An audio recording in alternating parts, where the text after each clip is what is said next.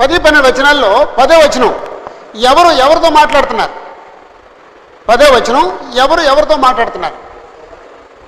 యెహోవా దేవుడు జనులతో మాట్లాడుతున్నాడు. 11వ వచనం ఎవరితో మాట్లాడుతున్నారు?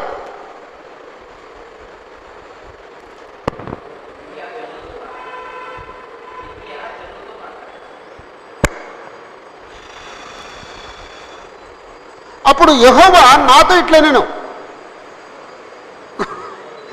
అమ్మ చూడమ్మా, పట్టమ్మ పెట్టు కోరైకు పనిష్మెంట్.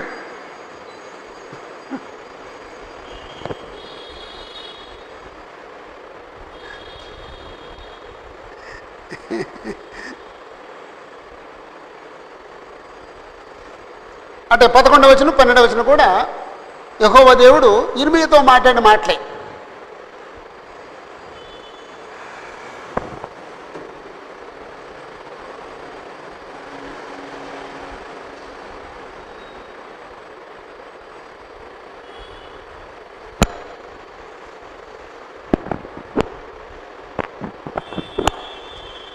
యెహోవా ఈ జనులతో ఈ మాట సెలవిచ్చున్నాడు.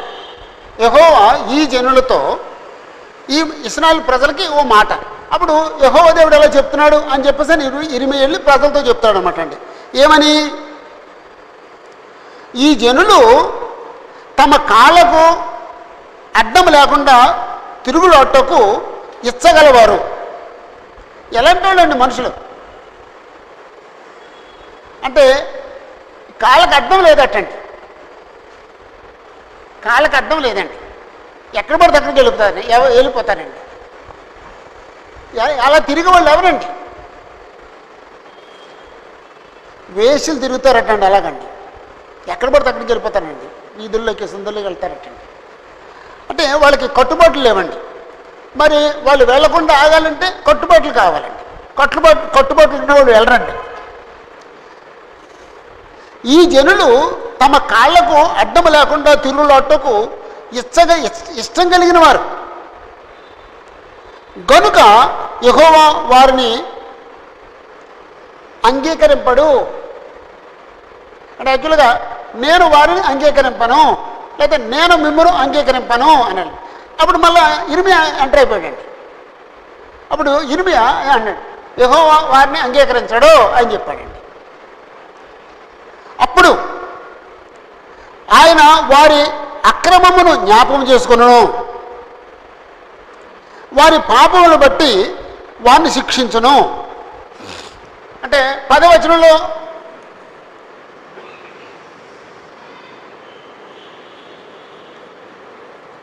దేవుడు ప్రజలను శిక్షించును. 11వ వచనం మరియు యెహోవా నాతో ఇట్లా నేను, యెహోవా నాతో ఇర్మీయాతో ఇట్లా నేను ఏమన్నానండి? వారికి మేలు కలుగునట్లు ఈ జనుల నిమిత్తము ప్రార్థన చేయకుము, ఈ ప్రజల కొరకు ప్రార్థన చేయొద్దు.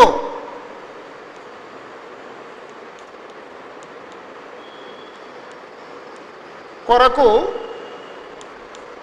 ప్రార్థన చేయవద్దు.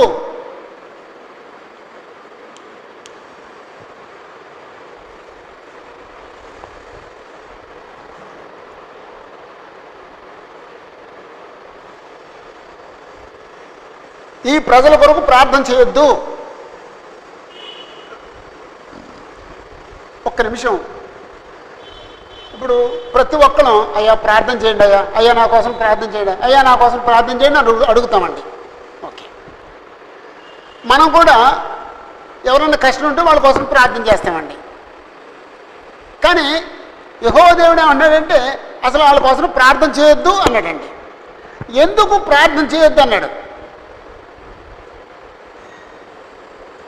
ఎందుకు ప్రార్థన చేయొద్దు అన్నాడు? కట్టుబాటు లేకుండా తిరుగుతున్నారు కాబట్టి. ఎందుకు వాళ్ళ నిమిత్తం ప్రార్థన చేయొద్దు అన్నాడు? వాళ్ళ విషయంలో ఆయన నిర్ణయానికి వచ్చేసాడు అనమాట అండి. నిర్ణయానికి రాకపోతే వాళ్ళు ప్రార్థన చేస్తే ఆ ప్రార్థన, అందరి ప్రార్థన దేవుడు మనసును మార్చేద్దండి. అందరి ప్రార్థన దేవుడు మనసును మార్చేద్దండి.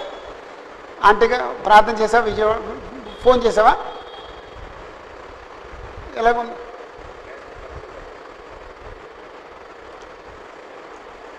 ఒక మాట తెలుసుకో, ఆపరేషన్ అయిపోయింది, బాగున్నారు, అంతే.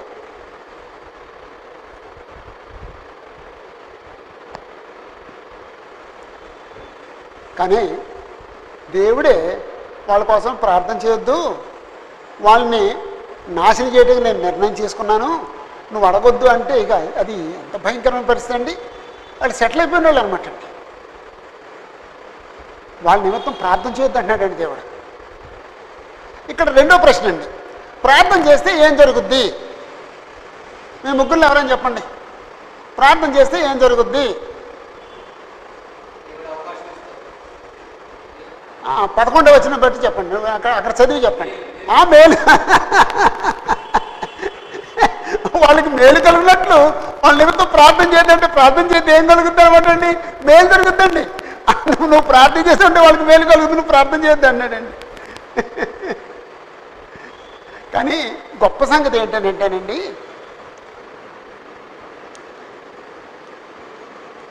దేవుడు ఇక్కడ ఒక మనిషి, లేకపోతే ఇక్కడ ప్రజలు ఒక మనిషి గురించి కానీ ఓ ప్రజల గురించి కానీ ఎక్కువ మంది ప్రార్థన చేస్తే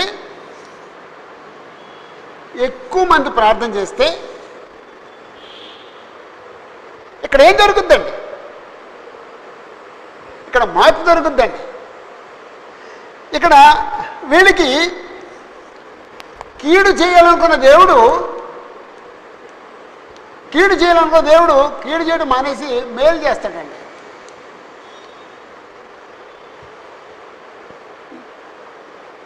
దేవుడు మార్చేసుకున్నాడండి. కారణం ప్రార్థనలో అంత శక్తి ఉందండి. కాబట్టి ప్రార్థన చేయాలండి. దేవుడు మన ప్రార్థన వింటాడండి. వీళ్ళందరూ అడిగారు కాబట్టి అని ఆయన మార్చుకుంటాడండి. కానీ దేవుడే ప్రార్థన చేయొద్దన్నాడంటే అదేం చిన్న విషయం కాదండి. వాళ్ళ విషయంలో దేవుడు నిర్ణయానికి వచ్చేసాడు అన్నమాట. ఓకే, 12వ వచనం అంటే దీనికి మంచి వచనం అంటే ప్రకటనలో ఉంది. అంటే ధూపం వెళ్ళటం గురించి మాట్లాడాడండి. అంటే ఇప్పుడు నాకు వచనం వెతకడం చెప్పడం నాకు టైం లేదు. అంటే ప్రార్థన అంటే ధూపం వెళ్తున్నటువంటి దేవుడికి, ఆ దేవుడు ఆ ధూపాన్ని స్వీకరించి ఆగ్రహించి ఆనందించి అప్పుడు మేలు చేస్తాడనమాట అండి. ఓకే, మనం ప్రకటనలో చదివేశాం. ఓకే, ఇప్పుడు చదవట్లేదండి. 12వ వచనం, వారు ఉపవాసం ఉన్నప్పుడు నేను వారి మొనను వినను, వారు దహన బలి అయినను నైవేద్యములను అర్పించినప్పుడు నేను వాటిని అంగీకరింపను. నువ్వు ప్రార్థన చేయొద్దు, వాళ్ళు ప్రార్థన చేసినా నేను విన్నాం. వాళ్ళు ఉపవాసం ఉండి ప్రార్థన చేస్తే నేను విన్నాం. అంటే ఉపవాసం ఉన్నా సరే వింటావు. కారణం ఏంటంటే సెటిల్ అయిపోయింది అనమాట అండి. ఆ జడ్జిమెంట్ సెటిల్ అయిపోయింది అనమాట అండి. తీర్పు సెటిల్ అయిపోయింది అనమాట అండి. వాళ్ళు దహన బలి అర్పించినా సరే నేను అంగీకరించను. దహన బలి ఎందుకు అర్పిస్తారండి? దేవుడి చేత అంగీకరించబడటానికి. దహన బలి అర్పిస్తే దేవుడు అంగీకరించడటండి. నైవేద్యం అర్పించినా సరే నేను అంగీకరించను. మరేం చేస్తాను? ఖడ్గము వలనను, క్షామము వలనను, తెగులు వలనను వారిని నాశనం చేసేదను.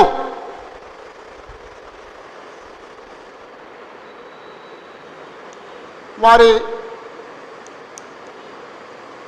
ప్రార్థన దేవుడు వినడు.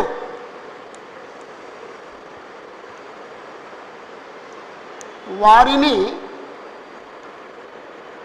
నాశనము చేస్తాడు. ఆ వచనంలో నేను వాళ్ళ ప్రార్థన విన్నాను, వాళ్ళు బల్లర్పించినా సరే అంగీకరించను, వాళ్ళని నాశనం చేస్తాను. ఎలా నాశనం చేస్తాను? 3 పాయింట్లు చెప్పాడండి. ఖడ్గం వలన నాశనం చేస్తాను, క్షామం వలన నాశనం చేస్తాను, తెగులు వలన వారిని నాశనం చేస్తాను.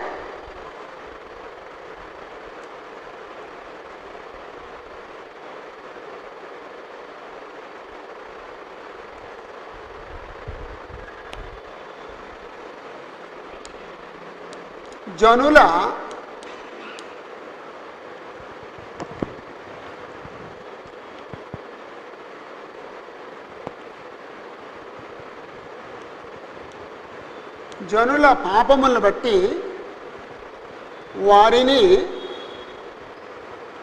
నాశనము చేయుదునని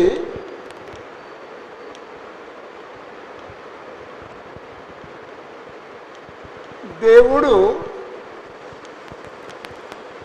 చెప్పుట.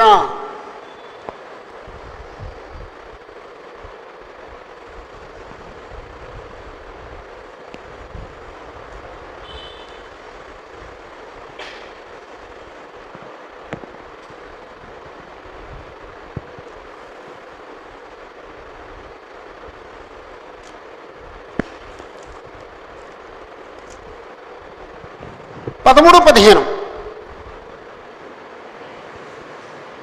అందుకు నేను, అయ్యో ప్రభువైన యెహోవా, మీరు ఖడ్గము చూడరు, మీకు క్షామము కలగదు, ఈ చోటను నేను స్థిరమైన సమాధానము మీకు ఇచ్చేదనని ప్రవక్తలు వారితో చెప్పుచున్నారని నేను అనగా, యెహోవా నాతో ఇట్లనెను, ప్రవక్తలు నా నామమును బట్టి అబద్ధములు ప్రకటించుచున్నారు. నేను వారిని పంపలేదు, వారికి ఆజ్ఞేయలేదు, వారితో మాట్లాడలేదు. వారు అసత్య దర్శనమును, శకునమును, మాయాతంత్రమును, తమ హృదయమున పుట్టిన వంచనను ప్రకటన చేయుచున్నారు. కావున 15 కూడా, కావున నేను వారిని పంపకపోయినను నా నామమును బట్టి ఖడ్గమైనను క్షామమైనను ఈ దేశంలోనికి రాదని చెప్పుచు అబద్ధ ప్రవచనములు ప్రకటించు ప్రవక్తలను గూర్చి యెహోవా ఇలాగూ సెలవిచ్చుచున్నాడు, ఆ ప్రవక్తలు ఖడ్గము వలనను క్షామం వలనను లయమగుదురు. కంటిన్యూ చేసాను అంతేనండి, అంతే.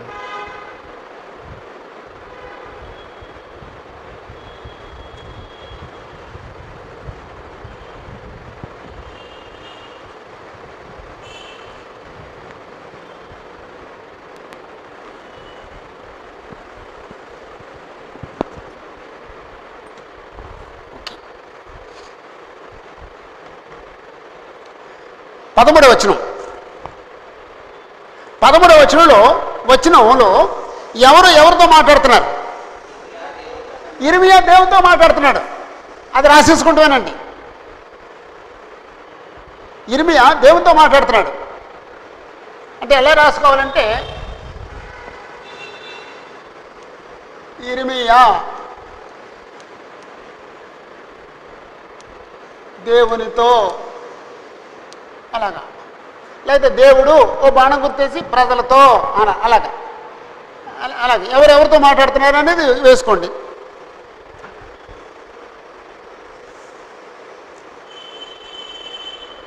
ఇర్మియా దేవునితో మాట్లాడుతున్నాడు.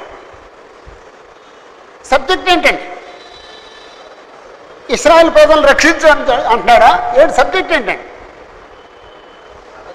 అబద్ధ ప్రవక్తల గురించి. అబద్ధ ప్రవక్తలు ఇక్కడ ఏం చేస్తున్నారో చెప్తున్నాడండి. అంతేనండి. ఓకే. అందుకు నేను, అయ్యో ప్రభువైన యెహోవా, 1 మీరు ఖడ్గము చూడరు, 2 మీకు క్షామము కలుగుదు, 3 ఈ చోటున నేను స్థిరమైన సమాధానము మీకు ఇచ్చేదను అని ప్రవక్తలు వారితో చెప్పుచున్నారు అని నేను అనగా. అంటే అబద్ధ ప్రవక్తలు 3 విషయాలు చెప్తున్నారండి. అబద్ధ ప్రవక్తలు 3 విషయాలు చెప్తున్నారండి. 1 మీరు ఖడ్గం చూడరు, 2 మీకు కరువు రాదు, 3, మీరు ఈ స్థలంలో సమాధానంగా ఉంటారు, నేను సమాధానం ఇస్తాను అని దేవుడు చెప్తున్నాడు అని అబద్ధ ప్రవక్తలు ఇశ్రాయేలు ప్రజలతో చెప్తున్నారు అని ఇర్మియా దేవుడితో చెప్తున్నాడండి.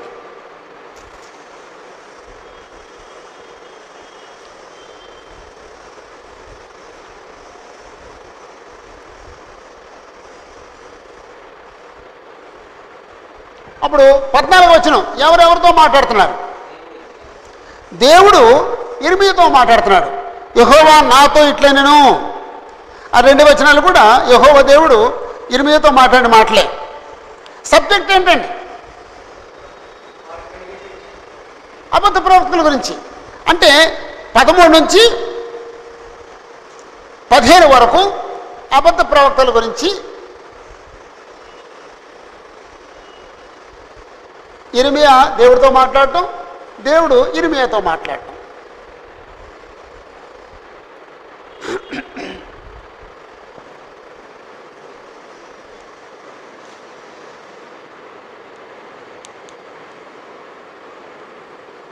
అబద్ధ ప్రవక్తలను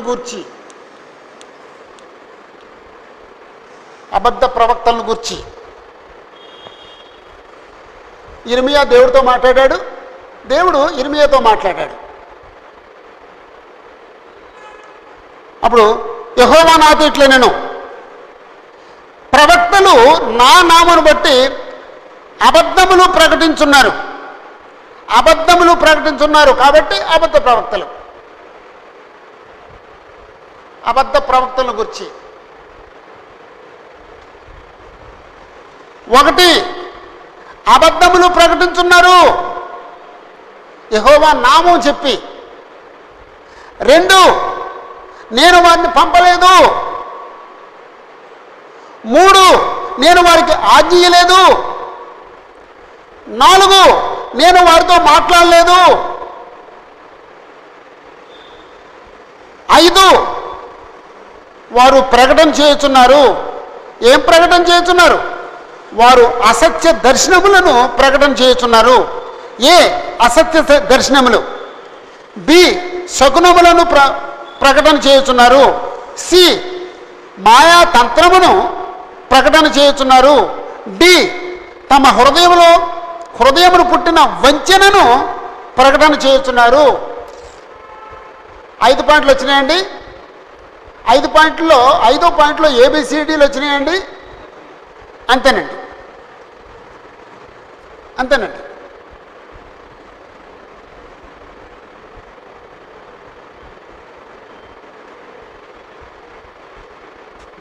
అమ్మ చూసిగా కొట్టాను చూడు, ఇలా దాసేసుకో, ఇలా దాసేయి.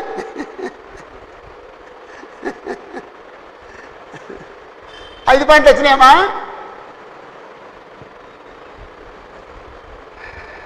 ఇప్పుడు యెహోవా నామంలో వాళ్ళు మీరు ఖడ్గం చూడరు, మీకు క్షామం రాదు, మీరు ఈ స్థలంలో సమాధానం ఉంటారు అని చెప్తున్నానండి. యెహోవా నామంలోనే.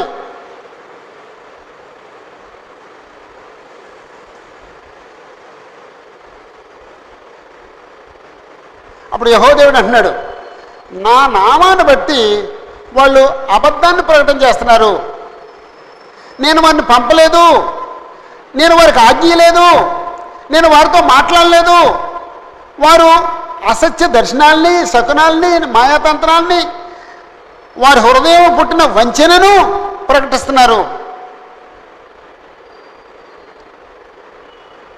దేవుడని యెహోవా ప్రవక్తతోనే మాట్లాడుతున్నాడు. 15వ వచనంలో వారికి కలిగే కీడుని గురించి మాట్లాడుతున్నాడు. దేవుడు ఏం చేస్తాడట? వారిని లయం చేస్తాడు, శిక్షిస్తాడటండి, లేకపోతే లయం చేస్తాడటండి. 15వ వచనం, కావున నేను వారిని పంపకపోయినను నా నామను బట్టి ఖడ్గమైనను క్షామమైనను ఈ దేశంలో రాదని చెప్పుచు అబద్ధ ప్రవచనములు ప్రకటించు ప్రవక్తలను గురించి యెహోవా ఇలాగ సెలవిచ్చున్నాడు, ఆ ప్రవక్తలను ఖడ్గము వలనను క్షామము వలనను ఆ ప్రవక్తలు ఖడ్గము వలనను క్షామము వలనను లయమగుదురు.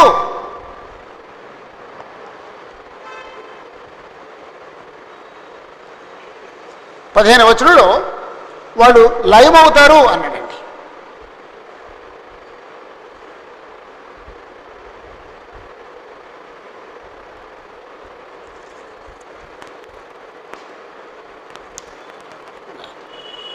అంటే 13వ వచనంలో ఇర్మియా దేవుడితో చెప్తున్నాడు, అయ్యా నువ్వు చెప్పావని ప్రవక్తలు చెప్తున్నారు. వాళ్ళు ఏం చెప్తున్నారు అంటే మూడు విషయాలు చెప్తున్నారు. అప్పుడు యెహోవా ఇర్మియాతో మాట్లాడుతున్నాడు, నేను పంపలేదు, వాళ్ళు అబద్ధం చెప్తున్నారు, వాళ్ళని నేను లయం చేస్తాను.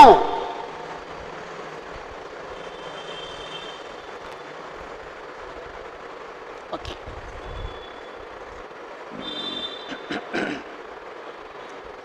మొట్టమొదటి అబద్ధ ప్రవక్త ఎవరండి?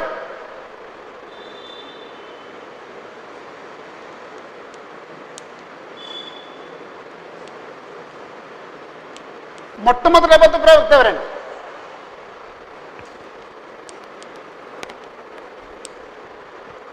సాతాను.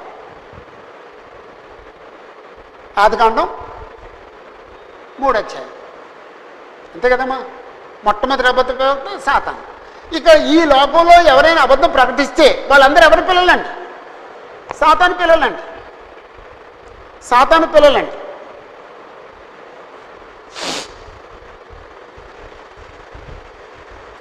నేను ఒకవేళ అబద్ధం ప్రకటిస్తే నేను సాతాను కుమారుణ్ణి, అంతేనండి. అబద్ధం ప్రకటించే ఎవడైనా సరే సాతాను కుమారుడేనండి. ఓకే, బైబిల్లో అబద్ధ బోధకుల గురించి ఎక్కడెక్కడ ఉంది? ఏదన్నా ఒక వచనం చెప్పండి.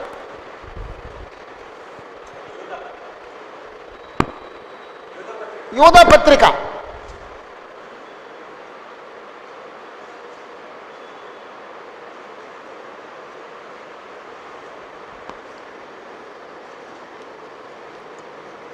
'యూదా పత్రికలో అబద్ధ బోధకుల గురించి ఉందండి. పత్రిక అంతా. బ్రదరు మీరు చెప్పండి అబద్ధ ప్రవక్తల గురించి. 1 తిమోతి ఏంటంటే అది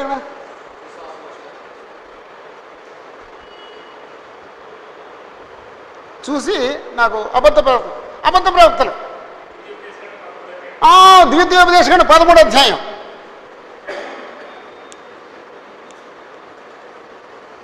ద్వితీయోపదేశకాండం 13వ అధ్యాయం అబద్ధ ప్రవక్తల గురించి. యెహెజ్కేలు 13.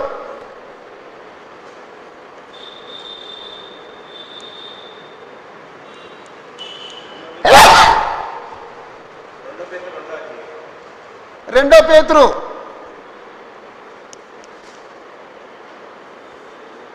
2వ అధ్యాయం. అమ్మా మత్తయి సువార్త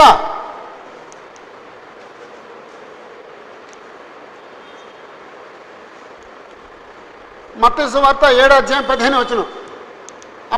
అబద్ధ ప్రవక్తల గురించి జాగ్రత్త పడుడి. 1 యోహాను 4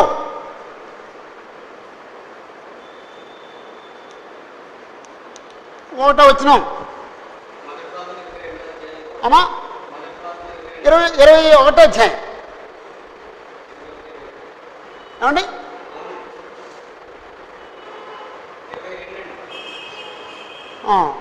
మొదటి రాజులు 22వ అధ్యాయం. అసలు 6 చెప్పాడండి. అసలు అబద్ధ ప్రవక్తలు ఎలా తయారవుతారో చెప్పాడండి ఇక్కడ. అబద్ధ ప్రవక్తలు ఎలా ఉంటారో చెప్పాడండి ఇక్కడ. అబద్ధ ప్రవక్తలు ఏం చేయాలో చెప్పాడండి ఇక్కడ. అబద్ధ ప్రవక్తల వల్ల వచ్చే ప్రతిఫలం ఏంటో చెప్పాడండి ఇక్కడ. అబద్ధ ప్రవక్తలు ఎలా ఉంటారో చెప్పాడండి. అబద్ధ ప్రవక్తలు ఎలా గుర్తించాలో చెప్పాడండి.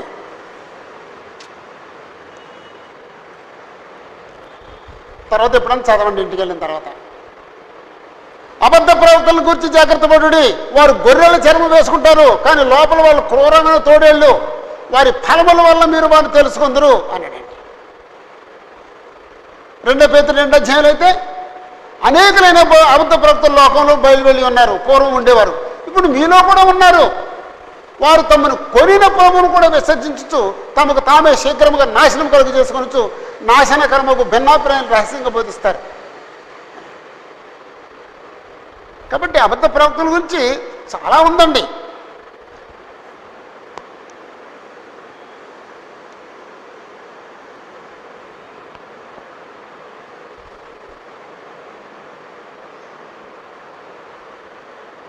ఎనిమిది వేయాలనుకుంటాను.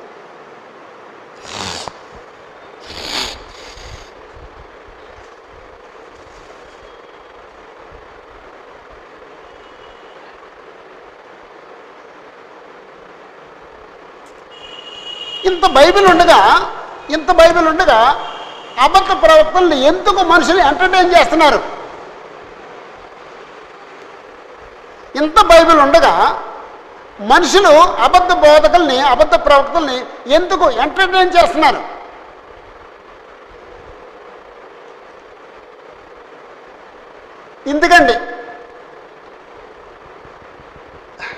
అందుకండి దురద చెవులండి, దురద చెవులు వెళ్ళండి. ఓకే, ఇప్పుడు అబద్ధ ప్రవక్తల గురించి ఆ పేరాలో ఉంది. ఇప్పుడు ఏంటి, వాళ్ళకు మేలు ఉంటుందనా, కీడు ఉంటుందనా, లయం అవుతారనా, నాశనం చేస్తారనా, పరలోకాన్ని ఇస్తాడనా, ఏముందండి అక్కడ? 15వ వచనంలో ఆఖరి మాట ఏముందండి?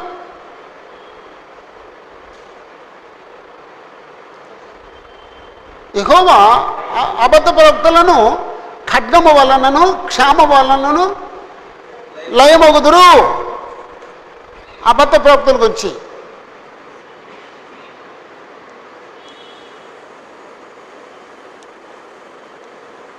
లయమగుదురు. మాట ఓ ప్రశ్న వేస్తానండి. శ్రీనిబాబు గారు, మొత్తం బైబిల్ కాలంలో, బైబిల్ చరిత్రలో మొత్తం ఇప్పుడు కూడా అన్నీ కలిపేసి ఎక్కువ అబద్ధ బోధకులు ఎక్కడున్నారండి? ఏ కాలంలో ఉన్నారండి? మోసే కాలంలోనా, ఏలియా కాలంలోనా, ఎలీషా కాలంలోనా, యెషయా కాలంలోనా, ఇర్మియా కాలంలోనా, యెహెజ్కేలు కాలంలోనా, యేసుప్రభు కాలంలోనా, ఈ కాలంలోనా, ఎక్కడ ఎక్కువ ఉన్నారండి? అమ్మయ్య, థ్యాంక్ యూ సార్. ఈ కాలంలో ఎక్కువ ఉన్నారండి కదా.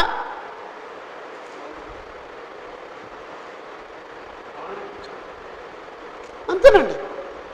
యెహోవా పేరు మీదే కొన్ని వేల బోధలు ఉన్నాయి, వేల మత శాఖలు ఉన్నాయండి. యెహోవా పేరు మీదే, యేసుప్రభు పేరు మీదే వేల భిన్నమైన బోధలు ఉన్నాయండి. అప్పుడేదో 1-2 భిన్నమైన బోధలండి, ఇప్పుడు వేల సంఖ్యలో భిన్నమైన బోధలండి. ఇప్పుడే ఎక్కువ అండి. ఏ కాలంలో అతి జాగ్రత్త కలిగి ఉండాలండి, ఈ కాలంలోనే అతి జాగ్రత్త కలిగి ఉండాలి.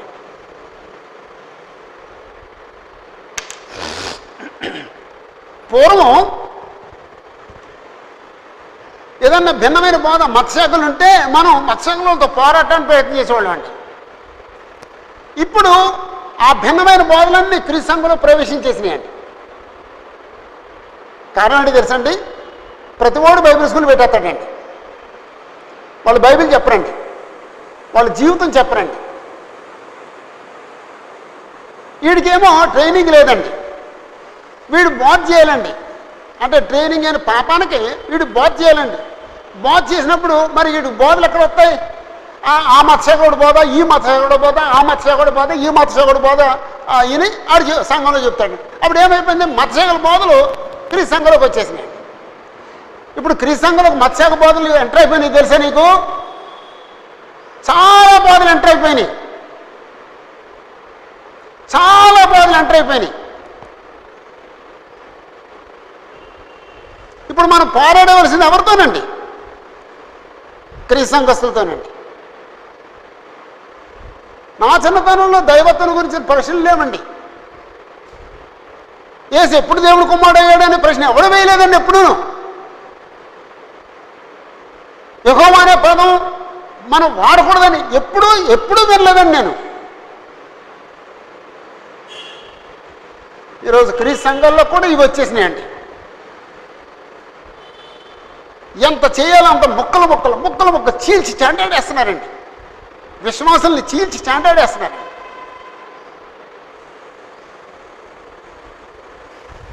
మనం ఎంత జాగ్రత్తగా ఉంటే మన స్థానిక సంఘాలు అంత జాగ్రత్తగా ఉంటాయండి.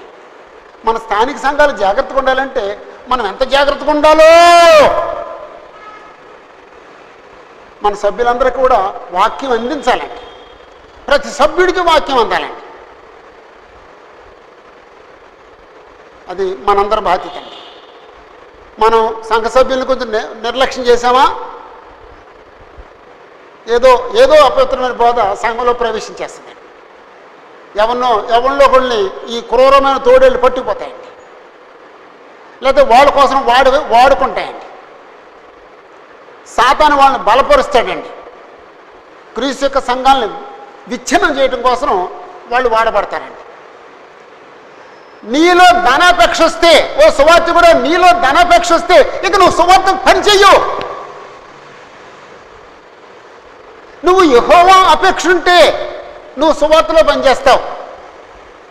యేసుక్రీస్తు మీద అపేక్ష ఉంటే నువ్వు సువార్తలో పనిచేస్తావు. వాక్యం మీద అపేక్ష ఉంటే నువ్వు సువార్తకు పనిచేస్తావు.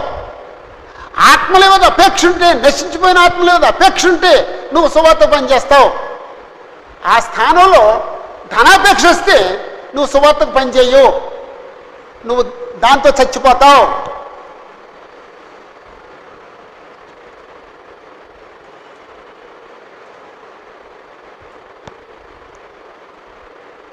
ఈరోజు ధనాపేక్షతో చచ్చిపోవట్లేదండి.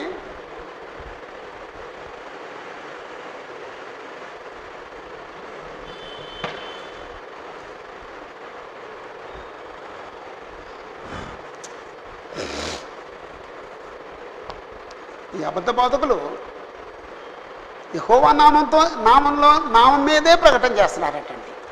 ఆ నా నామం మీదే అంటున్నారండి.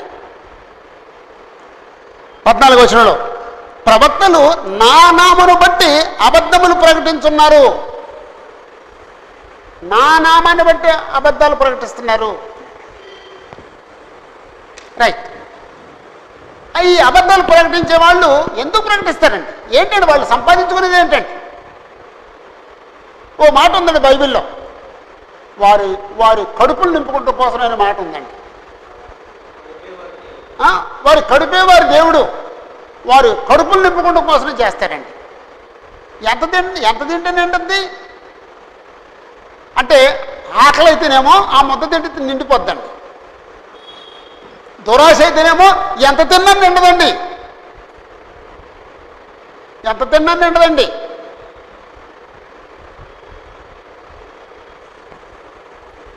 వారి కడుపే వారి దేవుడు అన్నాడండి.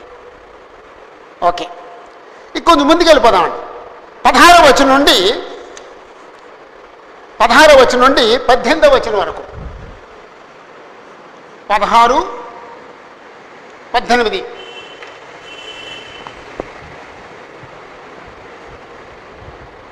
వారెవరితో అట్టి ప్రవచనములు చెప్పుదురో ఆ జనులు క్షామమునకును ఖడ్గమునకును పాలై యెరూషలేము వీధులలో పడవేయబడెదరు. నేను వారి చెడుతనమును వారి మీదకి రప్పించెదను. వారినైనను, వారి భార్యలనైనను, వారి కుమారులనైనను, వారి కుమార్తెలనైనను పాతిపెట్టువాడెవడునూ లేకపోవును. నీవు వారితో చెప్పవలసిన మాట ఏదనగా, నా జనుల కన్యక గొప్ప ఉపద్రవము వలన పీడించబడుచున్నది, ఘోరమైన గాయము నొంది ఉన్నది. దివారాత్రము మానక నా కన్నుల నుండి కన్నీరు కారుచున్నది. పొలములోనికి నేను పోగా ఖడ్గము చేత హతులైన వారు కనబడుదురు. పట్టణములో ప్రవేశింపగా క్షామపీడితులు అచ్చట నుందురు. ప్రవక్తలేమి యాజకులేమి తామెరుగని దేశమునకు పోవాలనని ప్రయాణమై ఉన్నారు. చాలండి. 18 వచనాలు. ఇప్పుడు ఒక నిమిషం. 15వ వచనం ఎవరెవరితో మాట్లాడుతున్నారు?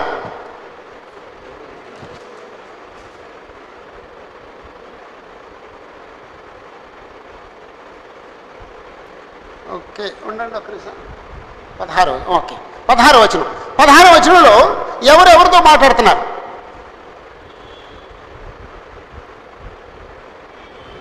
లేదండి, ఏమండి?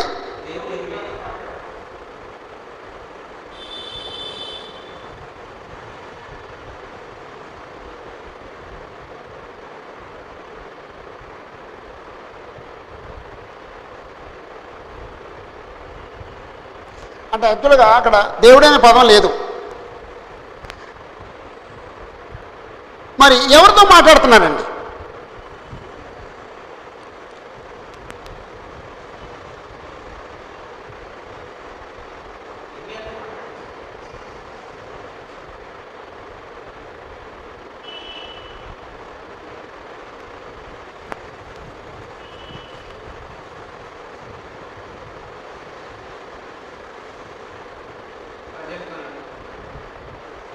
అంటే దేవుడు ఇర్మియాతో మాట్లాడతాడు, ఇర్మియా దేవుడితో మాట్లాడతాడు. కానీ ఆ మాట ఎవరికి సంబంధించింది? ఎవరైతే అబద్ధ ప్రవక్తల మాటలు విన్నారో వాళ్ళతో మాట్లాడుతున్నాడండి, ప్రజలతో. చూడండి ఒకసారి. వారెవరితో అట్టి ప్రవచనం చెప్పుదురో ఆ జనులు, వారెవరితో అంటే అబద్ధ ప్రవక్తలు ఎవరితో అట్టి ప్రవచనం చెప్పుదురో ఆ జనులు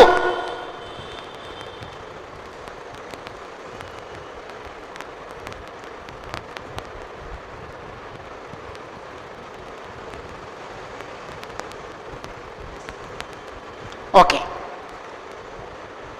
ఆ జనులు క్షామమునకును ఖడ్గమునకును క్షామమునకును ఖడ్గమునకును పాలై యెరూషలేము వీధులలో పడవేయబడుదురు. అంటే ఇప్పుడు ఎవరికి శిక్ష అండి? ఇప్పుడు అబద్ధ బోధకుల మాటలు విన్న వాళ్ళకి శిక్ష. ఇంతకుముందేమో అబద్ధ బోధకులకు శిక్ష. ఈ 16వ వచనంలోనేమో అబద్ధ బోధకుల మాట విన్న వాళ్ళకి శిక్షణ గురించి మాట్లాడుతున్నాడండి. నేను వారి చెడుతనమును వారి మీదకి రప్పించేదను. నేను ఎవరండి? ఆయన దేవుడు. నేను వారి చెడుతనాన్ని వారి మీదకి రప్పిస్తాను. ఎవరి చెడుతనాన్ని? అబద్ధ బోధకుల మాటలు విన్న వారి చెడుతనాన్ని. ఈరోజు చాలామంది ఓ మాట అంటానండి ఇప్పుడు కాలంలో, మాకేం తెలుసండి, వాళ్ళు అబద్ధం బోధిస్తే మాకేమి, సత్యం చెప్తే మాకేమి, మాకేంటి, వాళ్ళు మేము ఏం పట్టుకోగలమండి, వాళ్ళు దేవుని సేవకులే కదండి అంటున్నారండి. కానీ తీతు పత్రికలో మాట ఉందండి, వాడు కుటుంబాన్ని నాశనం చేస్తున్నారు అనే మాట ఉందండి. తీతు పత్రిక 1వ అధ్యాయం అమ్మా 10-11 వచనాలు. తీతు పత్రిక 1వ అధ్యాయం 10-11 వచనాలు. అనేకులు విశేషముగా సున్నత సంబంధులను అవిధేయులను వదరబోతులను మోసపుచ్చువారునై ఉన్నారు. వారి నోళ్లు మూయించవలను. అట్టివారు ఉపదేశింపకూడని వాటిని దుర్లాభము కొరకు ఉపదేశించు కుటుంబములనే పాడు చేస్తున్నారు. మాకేం తెలుసండి, మేము ఎక్కడ పరీక్షించగలమండి అంటే, పరీక్షించకపోతే నువ్వు నాశనం అయిపోతావు, నీ కుటుంబాన్ని నాశనం చేస్తారు వాళ్ళు. పరీక్షించకపోతే కుదరదు. అబద్ధ బోధకులు లైవ్ అయిపోతారన్నాడు. అబద్ధ బోధకుల బోధను విన్నవాళ్ళు కూడా నాశనం చేస్తానంటాడు దేవుడు. అబద్ధ బోధకులు విన్నవాళ్ళ గురించి మాట్లాడుతూ ఆ జనులు క్షామమునకును ఖడ్గమునకును పాలై యెరూషలేము వీధిలో పాడవేయబడతారు. నేను వారి చెడుతనాన్ని బట్టి వారి చెడుతనాన్ని వారి మీదకి రప్పిస్తాను. కానీ ఇక్కడ భయంకరమైన మాటలు ఉన్నాయండి. వారినైనాను, వారి భార్యలనైనాను, వారి కుమారులనైనాను, వారి కుమార్తెలనైనాను పాతి పెట్టేవాడే లేకుండా పోతాడు. ఎంత దీనస్థితి అండి, ఎంత దీనస్థితి అండి. ఆ మాటలు లైన్గా రాయకూడదండి, ఇలా రాయాలండి. వారినైనాను, వారి భార్యలనైనను, వారి కుమారులనైనను, వారి కుమార్తెలనైనను పాతిపెట్టేవాడు ఉండేటట్టండి. ఏంటంటే వాళ్ళు చేసిన తప్పు? అబద్ధ బోధలు విన్నారండి. అంటే అబద్ధ బోధలు వినకూడదు అనమాట అండి. బ్రదరు, ఆ ఏడుదయ్యలు పెట్టినవాడు ఎవరో కాదు, మగ్ధలేని మరియా, లేకపోతే అత్తరు రాసిన మరి అంటే వాళ్ళు అందరు నా సంగతి నాకు ఎందుకండి, నా రక్షణను కాపాడుకుంటానండి అనే మాట చెప్పండి. ఎప్పుడన్నా ఎవడన్నా మాట్లాడతానండి. మీరు బైబిల్ చెప్తున్నారని తెలిస్తే ప్రతి వాడు వచ్చి ఏదో మాట్లాడుతుంటే ట్రై చేస్తాడండి. నాకు ఎందుకండి, నేను యేసు ప్రభువులో బ్రతకడానికి ప్రయత్నం చేస్తున్నాను, నాకు అవన్నీ అక్కర్లేదండి అని చెప్పండి. కనీసం ఎప్పుడన్నా యేసు ప్రభువులో బ్రతకలేని మాట అతనికి అర్థం అవుతుందండి. యేసు ప్రభువులో బ్రతకనోడు ప్రతివాడు అవన్నీ ఆలోచిస్తాడండి. యేసు ప్రభువులో బ్రతకనోడుగా అవన్నీ అక్కర్లేదండి. బైబిల్ కావాలి, బైబిల్లో లేని అక్కర్లేదండి.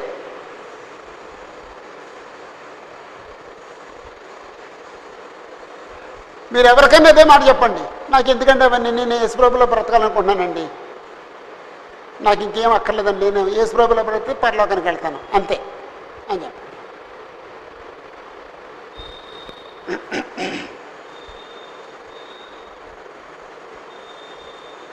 పాతి పెట్టేవాడే లేకపోతారటండి. 17వ వచనం, నీవు వారితో చెప్పాల్సింది ఏమనగా, ఎవరెవరితో చెప్పాలండి? ఇర్మియా ప్రజలతో చెప్పాలండి. ఏ ప్రజలతో? అబద్ధ బోధకుల బోధ విన్న ప్రజలతో. అబద్ధ బోధకులు అయిపోయారండి. అబద్ధ బోధకులు విన్న వాళ్ళ గురించి మాట్లాడుతున్నాడు. 16, 17, 18 వచనాలు. నీవు వారితో చెప్పాల్సింది ఏమనగా, నా జనుల కన్యక గొప్ప ఉపద్రవం వలన పీడింపబడుతున్నది. అంటే వాళ్ళకి గొప్ప ఉపద్రవం ఉంది అంటున్నాడండి. గొప్ప ఉపద్రవము గుర్తుపెట్టుకోండి. ఘోరమైన గాయము నుండి ఉన్నది.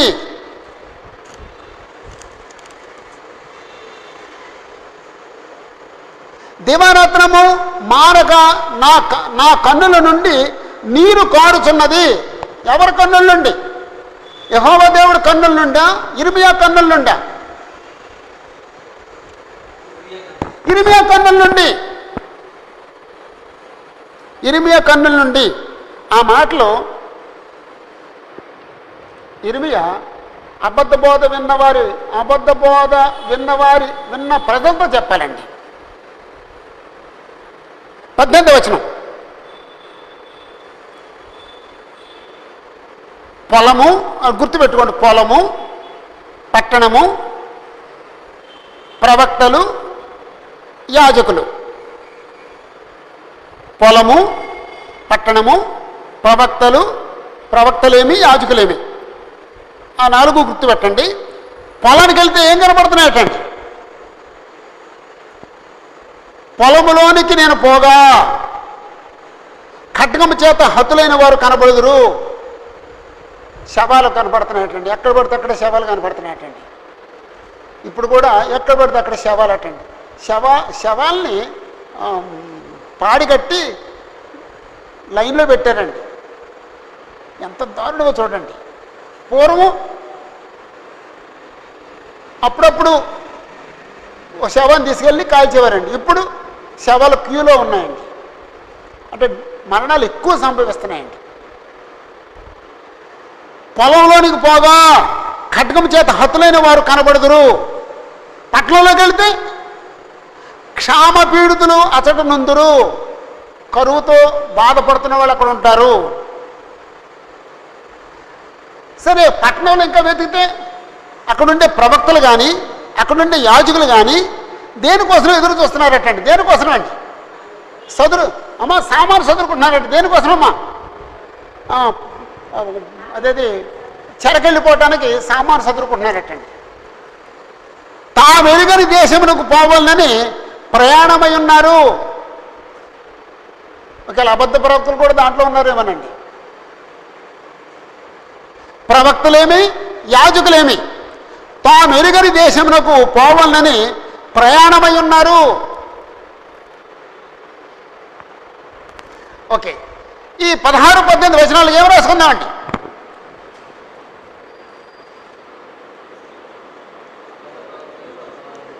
అబద్ధ ప్రవక్తల బోధ వినిన ప్రజలను గూర్చి, ఆ ప్రజల గురించి సరే రాయండి, ముందు రాయండి.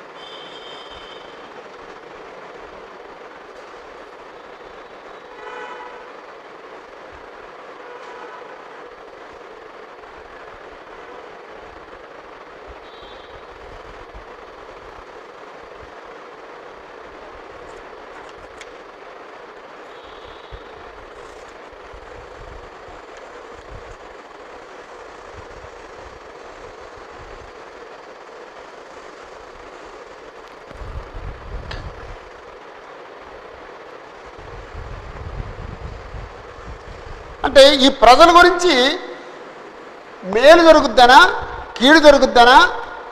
ఏం చెప్తున్నాడు? కీడండి. అంటే ఆ బోధ వినిన ప్రజల కీడును గురించి, మేలు జరుగుద్దని కాదండి, కీడును గురించి. కీడు ఏం మాట్లాడాడండి? పట్టణాలకు వెళితే, పొలాలకు వెళితే చచ్చిపోయిన వాళ్ళు శవాలు ఉన్నాయి. పట్టణంలోకి వస్తే క్షామం కనపడుతుంది. యాజకులను చూస్తే, వీళ్ళు చూస్తే వాళ్ళు ప్రయాణాలు సిద్ధపడిపోయారు, చెరగళ్ళు కూడా ప్రిపేర్ అయిపోయారు.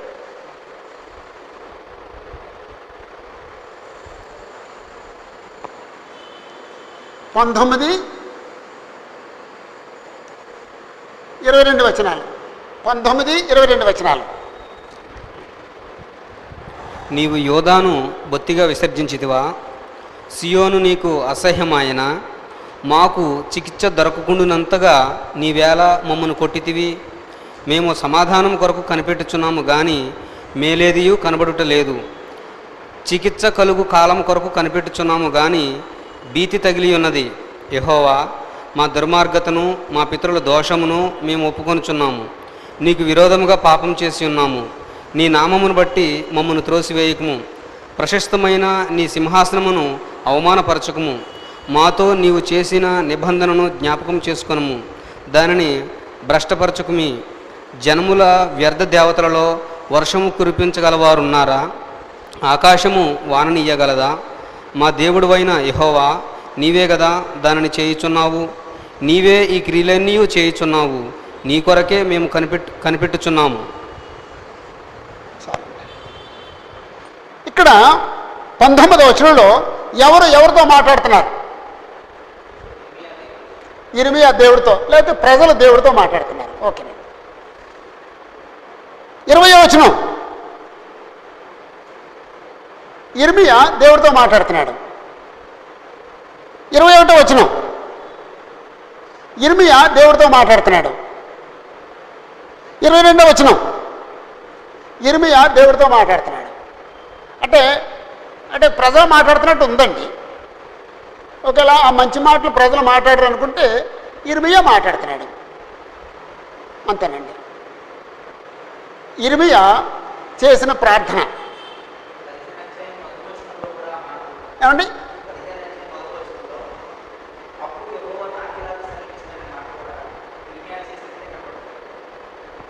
మళ్ళా సార్ 15 అధ్యాయం అండి.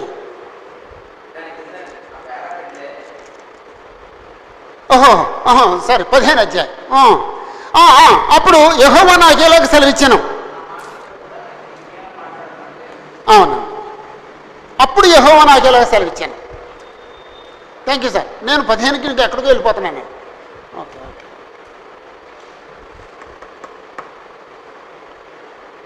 ఒకవేళ ప్రజలు యెహోవాతో మాట్లాడుతున్నారు అనుకోవచ్చండి, కానీ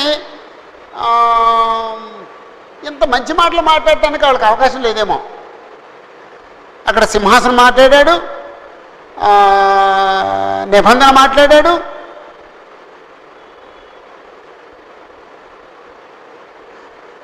నామాన్ని గురించి మాట్లాడాడు. అవి అంటే నీ నిబంధన జ్ఞాపం చేసుకో అనే మాటని ప్రజలు యెహోవాతో అనలేరండి. ఎందుకంటే వాళ్ళు ఎప్పుడూ నిబంధనలు నిలబడలేదు కాబట్టి వాళ్ళు ఆ మాట అనలేరండి. ఇర్మియా ఆ మాట అనొచ్చు, నాయన నిబంధన జ్ఞాపం చేసుకొని ఆయన అడగొచ్చు. కాబట్టి ఇర్మియా చేసిన ప్రార్థన,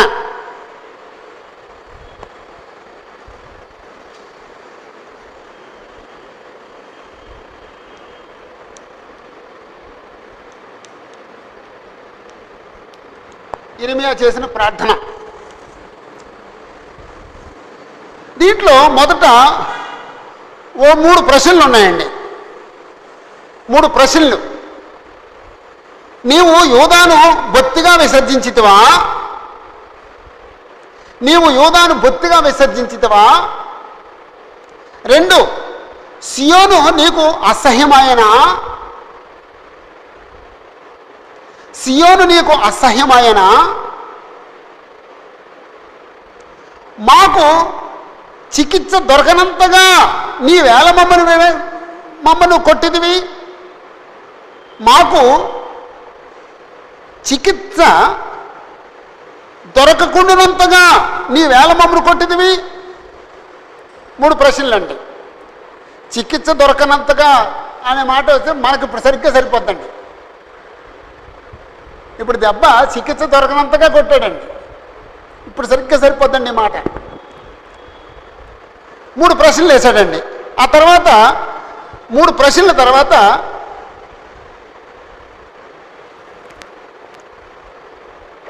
అక్కడ పరిస్థితి వివరిస్తున్నాడండి. మేము సమాధానం కొరకు కనిపెడుతున్నాము, మేము సమాధానం కొరకు కనిపెడుతున్నాము, కానీ మేలేది కనపడలేదు. సమాధానం కోసం కనిపెడుతున్నాం, మాకు మేలేం కనపడలేదు. చికిత్స కలుగు కాలం కొరకు కనిపెడుతున్నాము, కానీ భీతి తగిలి ఉన్నది. భీతి, భయము.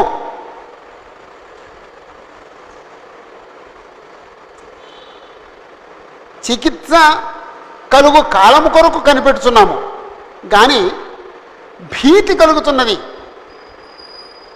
ఇప్పుడు సరిగ్గా సరిపోద్దండి. ఇప్పుడు ఎక్కువ భయం వచ్చిందండి.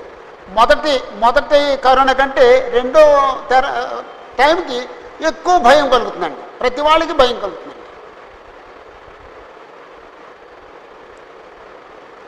20వ వచనంలో,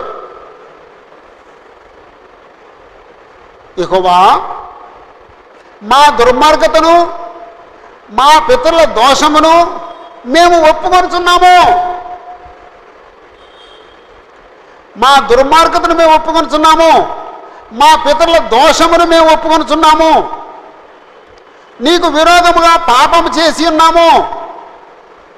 ఎవరు అనగలరండి మాటని? ఇశ్రాయేలు ప్రజలు ఆ మాట అనరండి. ఇర్మియా ఆ మాట అనగలరండి. నీకు విరోధముగా మేము పాపం చేస్తాం. పాపం ఎవరు చేసినా సరే, ఎప్పుడు చేసినా సరే యెహోవాకు విరుద్ధంగానే చేస్తున్నారండి. ఎవరు చేసినా సరే పాపం అంటూ జరిగితే యెహోవాకు విరుద్ధంగానే,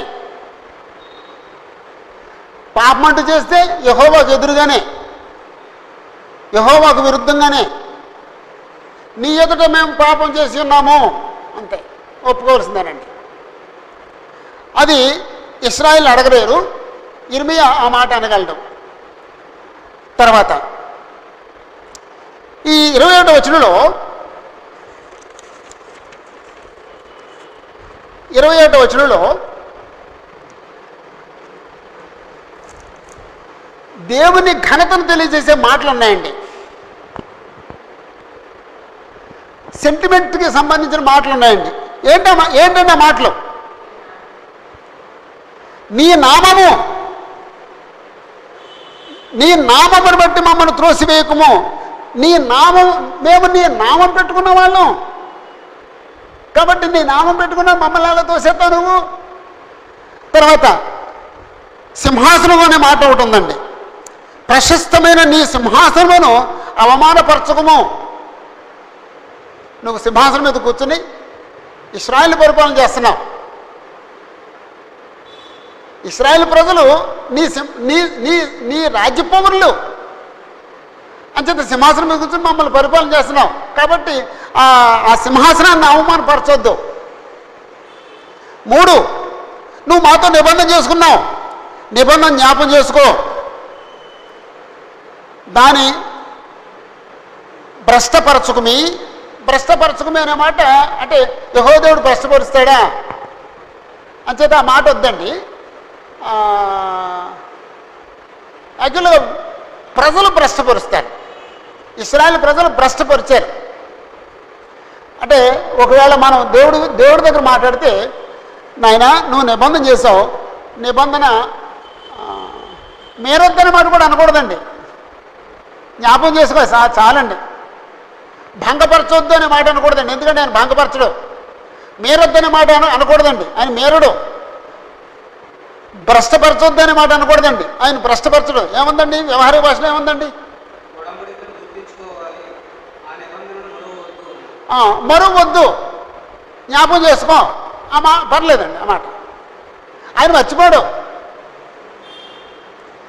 ఆ మాటలన్నీ కూడా మనకు వర్తిస్తాయి. మనం భ్రష్టపరుస్తాం, లేదా ఇశ్రాయేలు భ్రష్టపరుస్తారు. ఇశ్రాయేలు నమ్మక ద్రోహంలో బతుకుతారు. కాబట్టి ఇక్కడ సెంటిమెంట్స్ 3 ఉన్నాయండి. నీ నామము, నీ సింహాసనము, నీవు చేసిన నిబంధన. అంతేనా? 3 మాటలు. 3 మాటలు కూడా దేవుడిని కదిపించే మాటలండి. నీ నామం అంటాడు, ఆయన కదులుతాడండి. నీ సింహాసనం ఆయన కదులుతాడండి. నీ నిబంధన ఆయన కదులుతాడండి. ఇర్మియా ఆ మాటలు వాడాడండి. దేవుడిని యెహోవాను కదిపే మాటలు మాట్లాడాడండి. దేవుడు కదిపే మాటలు ఇంకొక మాట మాట్లాడాడండి 22వ వచనంలో. జనుల వ్యర్థ దేవతల్లో వర్షము కురిపించగల వారు ఎవరన్నా ఉన్నారా? ఈ వ్యర్థ దేవతల్లో ఏ దేవతన్నా వర్షం కురిపించగలరా? కురిపించలేరండి. అగ్ని కురిపించగలరా? కురిపించలేరండి. ఆకాశం వాన ఇయ్యగలరా? ఆకాశం వర్షం కురిపిస్తుందా? దేవుడు ఆజ్ఞాపిస్తే వర్షం పడుద్ది. అంటే అక్కడ యెహోవా దేవుడు ఆజ్ఞాపిస్తే ఆయన మేఘాలు ఉంటాయి, మేఘం నిండా నీళ్ళు ఉంటాయి. యెహోవా ఆజ్ఞాపిస్తే ఆయన ధనాగారం నుంచి గాలి వేవజేస్తే ఆ గాలి ఆ మేఘాలు తగిలి వర్షిస్తాయి. అంతే తప్ప మేఘాలు వర్షించు, గాలి వర్షింపజేయదు, ఆకాశం వర్షించదు. యెహోవా ఆజ్ఞాపిస్తే వర్షం కురుస్తుంది, భూమి పంటనిస్తుంది. కాబట్టి ఈ వ్యర్థమైన జనుల వ్యర్థమైన దేవతల్లో వర్షము కురిపించగలవారు ఎవరున్నారు? ఎవరు లేరు. ఆకాశం వాన ఇవ్వగలదా? ఇవ్వదు. మా దేవుడని యెహోవా నీవే కదా దాన్ని చేయుచున్నావు. అంటే వర్షం కురిపించేవాడు నువ్వే కదా, నీవే ఈ క్రియలన్నీ చేయుచున్నావు, లేకపోతే ఈ కార్యాలన్నీ నీవే చేయుచున్నావు. నీ కొరకే మేము కనిపెడుతున్నాం, నీ కొరకే మేము కనిపెడుతున్నాం. ఎవరు అనగలరండి? ఇర్మియా అనగలరండి. కాబట్టి ఇర్మియా చేసిన ప్రార్థన. రైట్. ఇర్మియా గ్రంథంలో యెహోవా వర్షం కురిపిస్తాడు, తన ధనాగారం నుంచి గాలి వేవజేస్తాడు ఎక్కడుందండి అమ్మా? 9వ అధ్యాయం. 9వ అధ్యాయం. 9వ అధ్యాయం.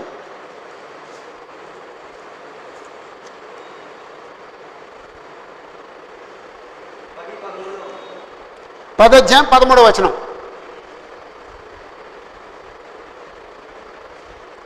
ఆయన ఆజ్ఞగా జలరాశులు ఆకాశ మండలంలో పుట్టును, భూమ్యాంత భాగంలో నుండి ఆయన ఆవిరిని ఎక్కజేయును, వర్షము కలుగునట్లుగా ఆయన మెరుపులు పుట్టించును, తన ధనాగారము నుండి గాలిని రావించును.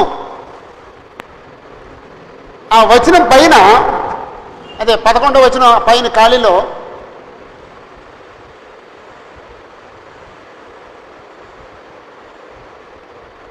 దేవుడు అని రాసి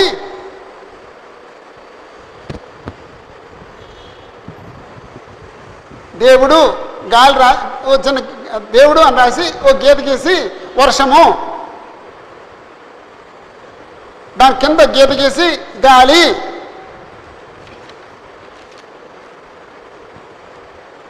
అని ఆ పైన రాసుకుంటే గుర్తుండిపోతాయండి. ఇంకెక్కడన్నా ఉన్నాయండి? దేవుడు తన ధనాగారం నుంచి గాలి రావిజేస్తాడు అనే మాట ఎక్కడన్నా ఉందండి?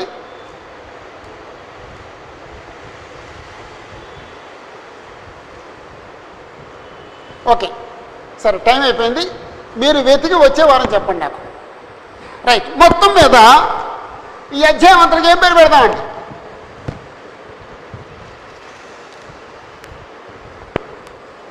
ఈ హెడ్డింగే రాసేద్దామండి.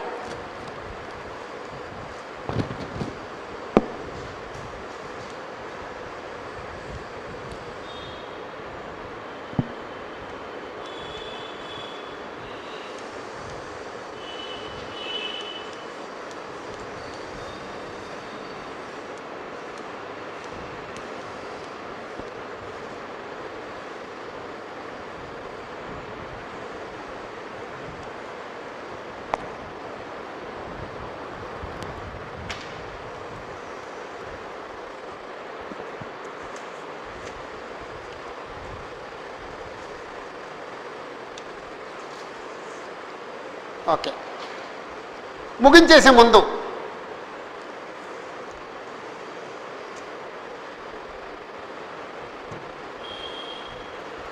బ్రదరు, ఈ అధ్యాయంలో మనం నేర్చుకున్న నీతి ఏమిటండి? మ్యాథ్యూ ప్రసాద్ గారు.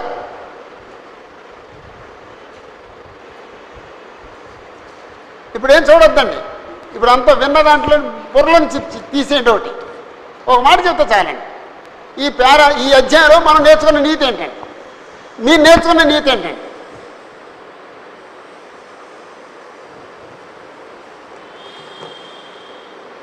తర్వాత అడగనండి.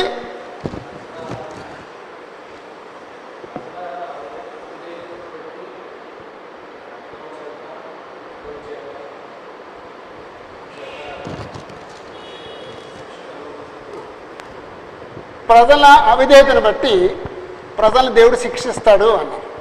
Thank you sir. ఈ అధ్యాయంలో మనం నేర్చుకున్న నీతి ఏంటంటే అబద్ధం ప్రకటించకూడదు. Thank you sir. అమ్మా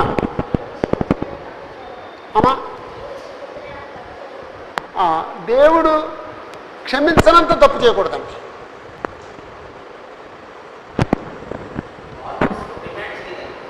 మారు మనసు డిమాండ్ చేయదు, లోపడద్దంతే.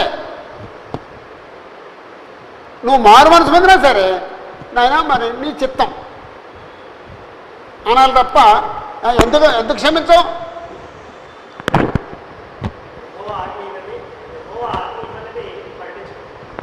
అదే ఆయన చెప్పేశారు, ఆయన మీ అంకుల్ గారు అబద్ధం ప్రకటించొద్దని.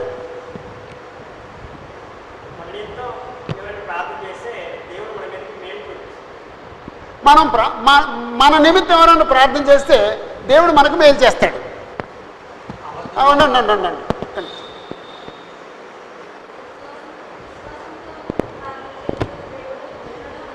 ఏంటండి మాస్టారు? ఇప్పుడేం వెతక్కో, పొద్దున్నుంచి విన్నది చెప్పు. గుర్తులేదా? వెతుకుతుండు. అయ్యి బాబోయ్, అబద్ధ బోధకులకే కాదండి శిక్ష, అబద్ధ బోధ విన్నవారికి కూడా శిక్షనండి. ఇప్పుడు ఎక్కువైపోయారండి. ఎవడైనా అబద్ధం చెప్తున్నా వాడు మా కులస్తుడు కాబట్టి మేము వింటాం, ఆ స్థితికి వెళ్ళిపోయారండి. వాడు బాగా డబ్బు ఉన్నాడు కాబట్టి ఏదో రాలుస్తాడు అని వింటున్నారండి. చెప్తావా? తర్వాత చెప్తావా? అబద్ధ బోధ వినకూడదు. Very good.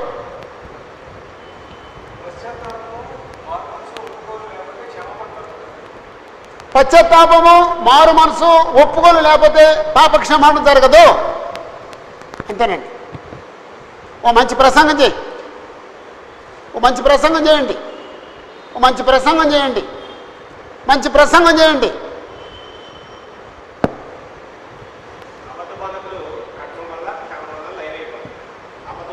అందరూ అబద్ధవాద గురించి చెప్తారు, ఇంకేమి లేదా?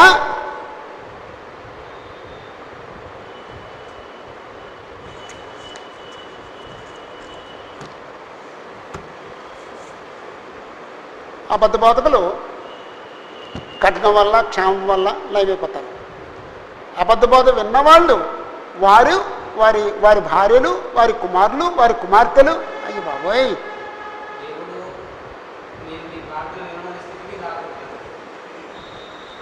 ఆ స్థితికి రాకూడదండి.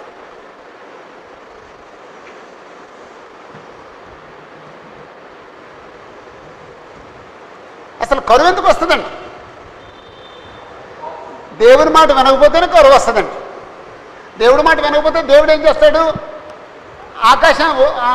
ఆకాశాన్ని బంధిస్తాడు, వర్షం కురవకుండా బంధిస్తాడండి. భూమి ఫలించకుండా దాన్ని ఇత్తడి వలె చేస్తాడండి, ఇనుము వలె చేస్తాడు. ఆకాశాన్ని ఇత్తడి వలె మార్చేస్తాడు, భూమిని ఇనుము వలె చేస్తాడు. ఇనుము మీద, ఇనుప రేఖ మీద విత్తనాలు వేస్తే ఫలిస్తాయా?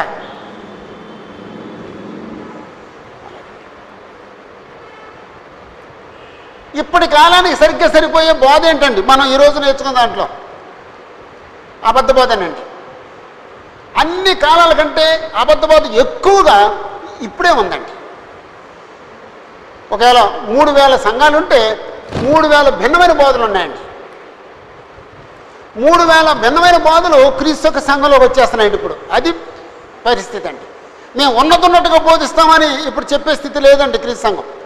ఒకప్పుడు చెప్పేవాళ్ళం అండి, మేము అక్కడ బోర్డు మీద రాసామండి, ఉన్నట్టుగా బోధిస్తామని రాసామండి.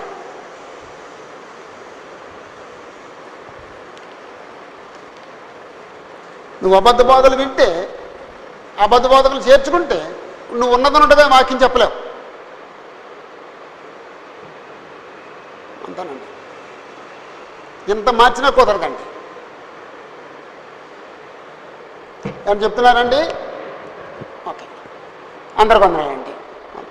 దేవుని చిత్తమైతే వచ్చే వారం 15 అధ్యాయం చదువుదాం. అందరూ చదువుకురండి.